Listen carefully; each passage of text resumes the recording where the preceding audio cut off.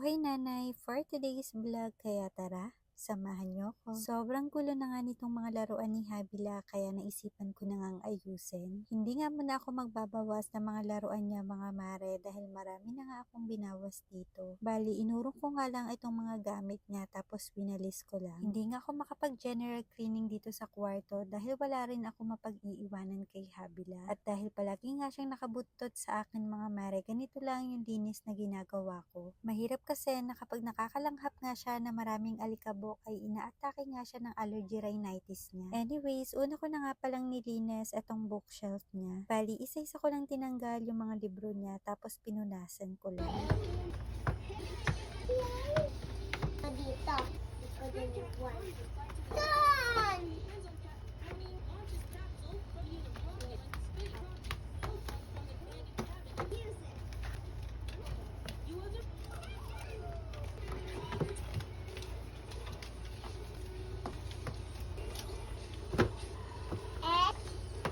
Marami na nga akong binawas dito sa mga libro niya pero ewan ko ba mga mare, nahihirapan pa rin akong i-let go yung mga libro niya ngayon dahil napakahilig niya nga magbasa. Kahit nga ngayon mga mare, bago siya matulog, binabasahan ko talaga siya 1 or 2 libro kada araw. Anyways, pagkatapos nga pala namin sa bookshelf niya ay etong mga educational toys naman yung inatupag ko. Etong ang mga colors niya ay kulang-kulang na pero inayos ko pa rin mga mare dahil iniiyakan niya nga ito at ayaw niyang i-let go. Tinatry ko pa nga ng baby wipes kung matatanggal nga yung mga color kaso mahirap na ngang matanggal. Anyways, pagkatapos ko nga pala dito sa mga educational toys ay etong metal rack naman. Isa-isa ko lang din tinanggal yung mga laman mga mare, pinunasan at binalik na. Bali, fast forward na kinabukasan na nga pala ito ng umaga. Nagkakapilang ako mga mare dahil pupunta nga ako ng palengke. Bali, gulay, prutas lang naman yung bibilin ko tsaka konting mga tinapay. Konti na lang kasi yung stock dito sa bahay kaya kumuha na nga ako nitong wheat bread at etong tasty. Ito nga yung tinapay na binibili namin mga mare at dito nga kami bumibili dahil lagi nga fresh yung paninda dito. Dumiretso na nga rin pala ako ng South Star dahil naubusan nga ako nitong serum lotion na ginagamit ko. Bali, hindi na nga ako nakapag-video mga mare dahil medyo mabigat nga yung dala ko at eto nga pala yung mga napamalengke ko. Konti lang naman etong mga pinamili ko, bali bumili lang ako ng itlog, prutas, gulay at tinapay. Ito kasi yung madalas na kinakain dito sa bahay at hindi pwedeng mawala yung prutas dahil eto nga yung pang-isnak-isnak ni Habila. At syempre, hindi rin pwedeng mawala ang gulay dahil eto nga yung pansahog-sahog sa mga ulam. Etong mga tinapay naman mga mare, minsan talaga hindi kami bumibili nito dahil madalas marami ring natitira.